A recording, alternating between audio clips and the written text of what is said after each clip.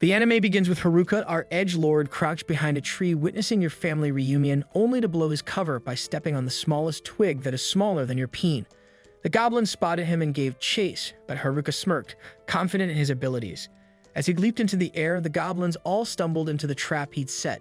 Pleased with himself, Haruka silently congratulated himself for surviving solo in another world. The scene shifts to the past, explaining how Haruka ended up in this situation. Born a natural loner, he never wanted anything to do with his classmates, finding them annoying and a distraction from what he loved most, reading. Back in his classroom, the social divisions were obvious. Big giant girls, delinquents, jocks, nerds, the class rep, and the rest.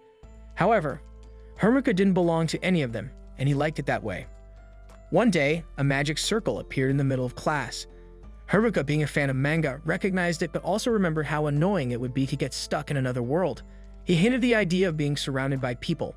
As panic ensued, he tried to make his escape, cleverly crawling into an air vent. But to his luck, the magic circle expanded, chasing him, and eventually he ended up in the typical white void. Haruka knew the drill from reading so much manga and wondered when the king and his unattainable daughter would show up.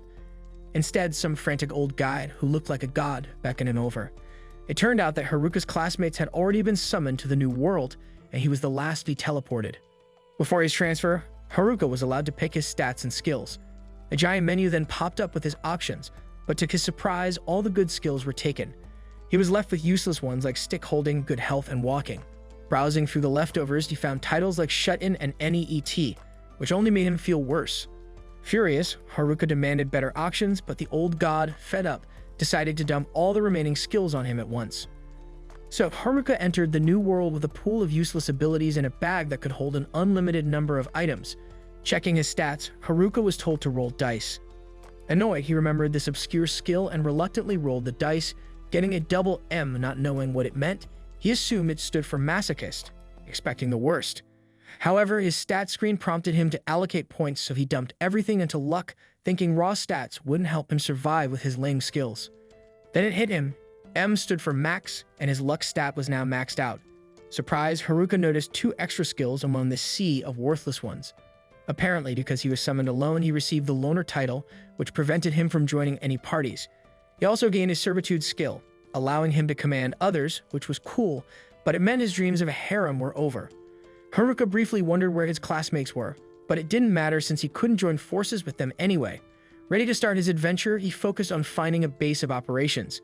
In the forest, denser than your mom, he worried about encountering monsters. He searched for a useful skill, but only thought of one that allowed him to doze off. While sorting through his items, he tried on some contact lenses, which surprisingly gave him the appraisal skill. This helped him find edible mushrooms that boosted his abilities. With his bottomless bag, he grabbed as many as he could, apologizing to the bag for initially thinking it was useless. After drinking some water, he heard a noise in the distance. Following the sound, he discovered a cave. Praying he wouldn't run into any monsters, Haruka decided to make it his base. With his camping gear and temperature magic, he lit a small fire and realized that his supposedly useless leftover skills were turning out to be more helpful than he thought. Haruka checks his stats again and is surprised to see his temperature magic has leveled up, unlocking fire magic. This could be helpful, but he still worries about how he'll handle a monster if one shows up, since right now his only weapon is a stick. Despite these concerns, he ends up falling asleep without a care. The next morning, Haruka wakes to find everything is fine. His items repel monsters, and his shut-in title creates a protective barrier around his base. Now that he has fire magic, starting a fire is much easier, so he cooks himself some breakfast. He uses the beef jerky from his bag and the mushrooms he found the day before. The meal is surprisingly delicious, and Haruka feels grateful for his villager starter bag, though he thinks it's more of a survivalist's kit. Determined to gather more food, Haruka heads out but knows his top priority is figuring out how to protect himself from monsters. Unfortunately, his worst fear comes true when he encounters 2 goblins. Though they're small fry monsters, their stats are higher than he expected. Haruka doubts he can win but realizes he has no choice. Eventually, he'll have to learn how to fight monsters. His stick seems inadequate, but he remembers he has a skill called wrapping, which lets him enhance objects with magic. This makes his stick stronger, and Haruka becomes determined to survive even without any cheat skills. Haruka launches his first ever attack, taking the first goblin by surprise and brutally beating it down. The second goblin tries to strike, but its moves are clumsy, and Haruka dodges with ease. During the fight, he instinctively taps into a new power and eliminates the second goblin. Afterward, he feels proud of his victory and heads back to his base, bringing one of the goblin's clubs with him. However, after comparing it with his enhanced stick, he decides to stick with what he has.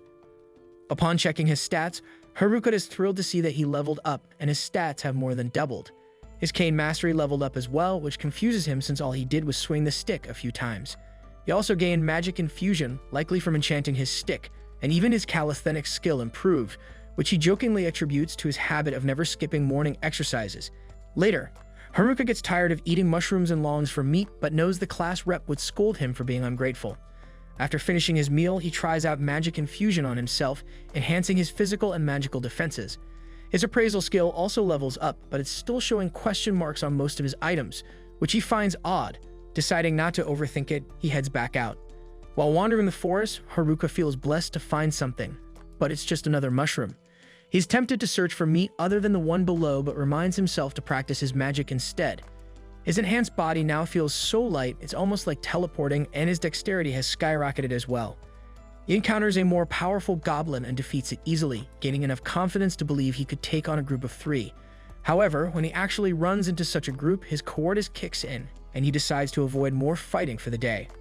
By day 5, Haruka manages to defeat a goblin in a single strike and decorates his base with some fancy creations he made using magic. Pleased with how well this new life is shaping up, Haruka feels a sense of accomplishment. That night, while chasing a meaty rabbit, Haruka senses something unusual. To his dismay, it's his classmates. To make it worse, the ones approaching are the delinquents. Not wanting to get involved, Haruka checks the other direction using his clairvoyant skill and is horrified to see the big giant baddies. The jocks are also nearby, and though the nerds are close too, Haruka would rather not interact with them either. That leaves the class rep and her group. Haruka has known the class rep since grade school, and though it would be smart to make allies in this dangerous world, he stops himself. But in this moment of reflection, Haruka realizes how free and independent he feels, living on his own terms without anyone interfering. He values this newfound freedom more than anything and makes his final decision. They'll conquer this world alone without relying on anyone else, fitting for our true edgelord. While celebrating his loner status, Haruka got a little too carried away, making enough noise to catch the attention of the nearby delinquents. Panicking at the thought of being discovered and possibly getting backshots, he quickly dove into the bushes to hide. One of the smug delinquents, however, sensed something was off and began walking towards the bushes to investigate. Luckily for Haruka, a rabbit hopped by and distracted them, causing the delinquents to lose interest and walk away. Relieved, Haruka decided to follow them from a distance. The delinquents eventually gathered by a riverbank, casually chatting about typical guy stuff. Haruka was disgusted by their behavior, feeling grateful that the class rep was too sensible to ever be interested in guys like them. Suddenly, he noticed the delinquents had grabbed a nerdy classmate named Tanaka, treating him like a walking encyclopedia for answers about their abilities. After a while, they headed upstream to find the other classmates, but Haruka had no interest in joining them, so he returned to his cave and began cooking mushrooms. While checking his stats, he noticed his loner skill had leveled up, likely because he'd stayed away from the others. Despite this, he was still stuck at level 3, probably due to his Master of None skill, which made him good at everything but unable to focus on improving a single skill. Another skill, Blockhead, puzzled him as it seemed more like an insult than a useful ability. Trying to ease his worries, Haruka resorted to stress eating and went to sleep. Later that night, he was jolted awake by KSI's new song. Expecting to find the delinquents again, he was surprised to see the nerds engaged in an all-out battle with goblins. Their fighting skills, however, were about as effective as my 5 feet under grandmother's skills, which made Haruka chuckle. He considered whether to help, but when he checked their stats, he was shocked. The nerds had powerful cheat skills and were way higher level than him. He remembered that his class was filled with top-tier students, whether athletes, geniuses, or children of celebrities, making him the only average guy. Deciding the nerds could handle themselves, he headed back to sleep. But just as he was about to settle in, he sensed something nearby. Turning around, Haruka saw 2 goblins sneaking up on the nerds, ready to give them backshots. Feeling bad for them, Haruka decided to intervene. With a single swing of his big black thick staff, he knocked the goblins out, surprising the nerds who hadn't expected to see him there. They thanked him and followed him back to his cave.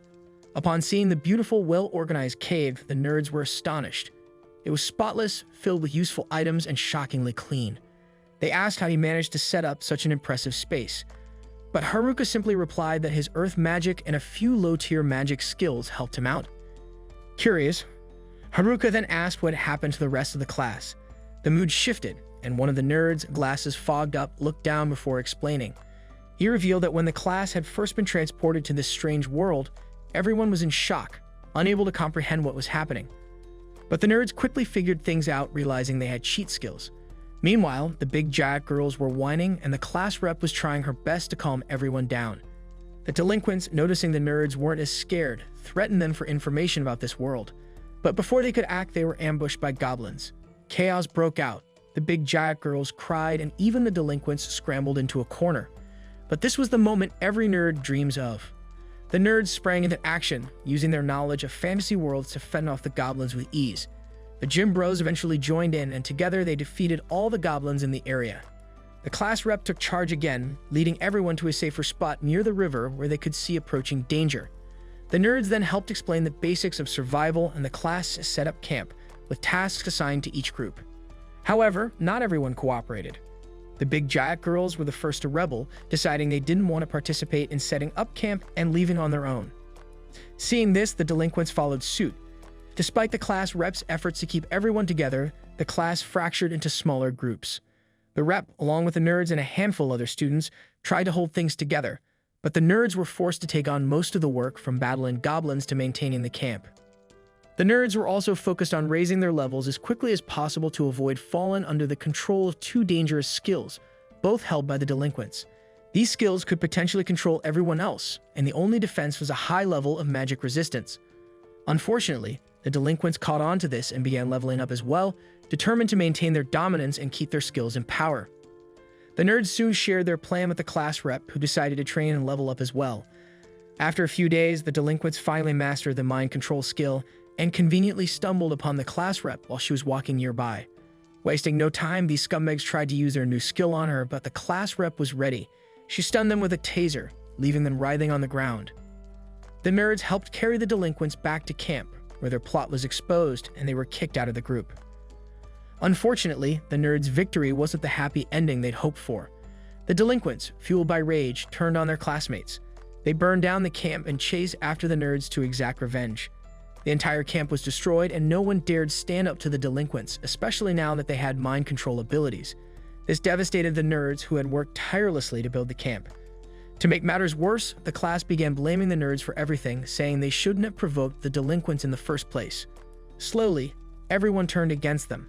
Only the class rep stood up for them, but the situation had become too awkward. In the end, the nerds decided to leave. Haruka, amazed by what he just heard, hugged the nerds tightly and called them true heroes.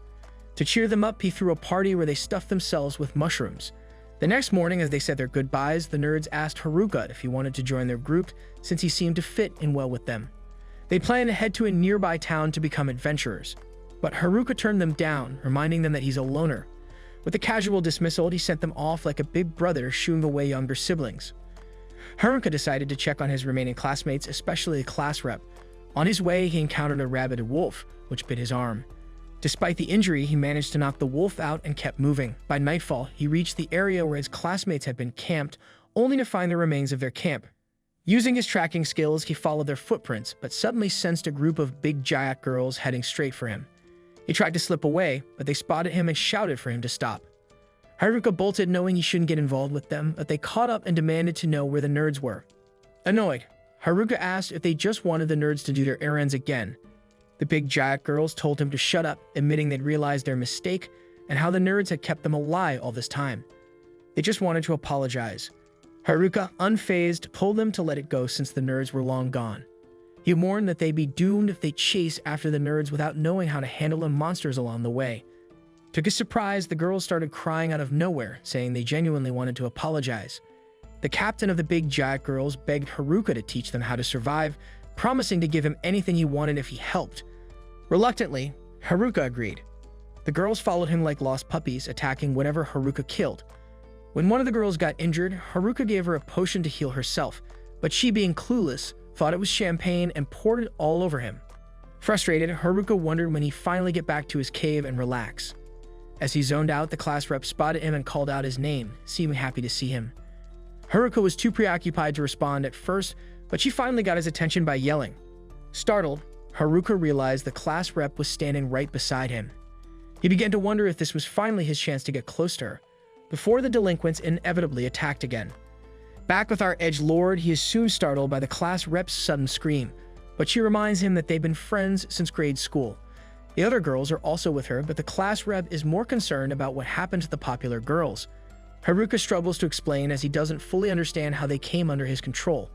Deciding to be honest, Haruka tells her that the girls have become his servants. This only makes the class rep angrier, pointing out that the domination skill is meant for monsters, not people. However, Haruka insists it was just a mistake, but none of the girls believe him. Feeling cornered, he decides it's time to leave, but they quickly stop him. Haruka, being a loner at heart, just wants to go home alone. Soon, the class rep snaps Shimazaki out of Haruka's spell and turns to her for answers. Haruka doesn't mind since it gives him a chance to slip away, but the class rep tells him to stay as they discuss what happened. Ignoring them, Haruka then begins practicing his home-building abilities, focusing on creating a basement. Things go well at first, but not long after he finds himself accidentally burying himself underground. The class rep helps him out and explains that Shimazaki told her everything. She quickly realizes Haruka was just trying to help, though Haruka has no memory of saying anything like that. The girls thank him for being so kind, but all Haruka wants is to go home. The girls, however, continue pressuring him for help. The class rep asks what he means by home, and Haruka explains he has a place in this new world. The class rep is shocked, thinking he was born here, but Haruka clarifies that he built the house himself. Soon after hearing this, the girls then gather to discuss their plans before asking how many people can fit in Haruka's home. He estimates that it could hold at least 240 people, which equates to the size of your mother. They then ask if they can stay with him for a day, which shocks Haruka. This initially flustered him as some high school girls want to spend the night at his place. But the class rep points out that he's the only pervert around. Soon he leads them to his house. The girls are impressed, especially with the path leading to it. The class rep even jokes about whether he has a convenience store nearby, but Haruka explains he's planning to build a pharmacy first. When they arrive exhausted, Haruka welcomes them in. The girls are amazed at how luxurious his home has become with all the upgrades. Haruka, of course, directs them to the kitchen, but they're more interested in the bath. To his shock, they all undress and jump right into the bath, leaving him to think that living in the forest has turned them insane. However, deep down, our edgelord is secretly pleased to finally have some alone time that only loners can appreciate. The class rep later comes to thank him, explaining that the other boys had abandoned the girls, leaving them worried. But being around Haruka and enjoying the comforts of his home helped calm them. She's upset that she didn't do more for the group, but Haruka assures her that she's done plenty. Sure, she didn't do as much as the nerds, but Haruka points out that those guys never went outside in the old world and have basically been preparing for this situation by playing games their whole lives. The next morning, a girl wakes him up saying breakfast is ready, but Haruka just wants to sleep a little longer. She then asks him to get up for her, which feels a bit too forward, given the situation. But Haruka was quickly left speechless when he discovers the girl has made fish for breakfast. He then takes a bite of the delicious fish and is immediately overwhelmed with emotion, bursting into tears because it's been ages since he's tasted anything so good. The class rep is baffled by his reaction, pointing out that he lives right next to a river, but Haruka explains that despite living near water, he hasn't been able to catch any fish. They're too quick and slippery, so he's been stuck watching them swim while he eats shrooms like a crackhead. One of the girls then demonstrates how she uses lightning magic to stun a whole bunch of fish in the water at once. Haruka, intrigued, asks her to show him again. As she prepares to attack, Haruka uses his packing skill to wrap around the lightning magic. This allows him to manipulate the magic and use it to stun and capture some fish himself. He celebrates his success and even realizes that he has learned the lightning magic skill in the process. However, Haruka isn't exactly sure how it worked, but he explains to the girls that by combining his packing skill with magic, he can acquire the elemental properties of the magic. The class rep is amazed at how overpowered this sounds, but Haruka dismisses it, saying he was stuck with all the worst leftover skills. Even bad skills have their uses, he concludes. The girls are planning to find a nearby town, but they want to level up first. Haruka agrees that leveling up is a good idea, especially if they want to face the nerds again, though the gossip girls clarify that they just want to thank them. When Haruka asks the girls for their current levels, he is shocked to discover they're all over level 16, while he's still only at level 7. He decides to start their training by having them fight some low-level kobolds. Confident, the girls approach the level 3 monsters, but things don't go as planned. They end up knocked out. Haruka is pleased that his magic tent is able to expand, but the girls take advantage of this by gathering inside for a post-battle review. Most leave afterward, but the purple-haired girl from earlier stays behind. She apologizes for her behavior that morning and reveals that she was just testing him. The other boys had done weird things to her before, so she wanted to see if Haruka was the same. She then realizes he's different as he gave them a place to stay, food to eat, and even taught them how to fight. She also plans to wake him up for breakfast the next day, and Haruka bids her goodbye, calling her the fish girl. The following morning, Haruka enjoys his breakfast as he overhears some of the girls planning a rematch with the kobolds. The class rep intervenes, saying they're not ready yet and need more training. After practicing against some goblins, the girls feel more confident and decide to face the kobolds again. Haruka is concerned, and his fears are confirmed when some of the girls are quickly knocked out or start faking illness. He realizes the class rep's training might not be as effective as she thought. Just when things seem hopeless, a few of the girls team up and manage to defeat the kobolds. They celebrate, declaring that they won't lose to them anymore. Haruka is relieved because this means he can finally return to his peaceful loner lifestyle. But his relief is short-lived when the class rep happily announces that they can all travel together to the town.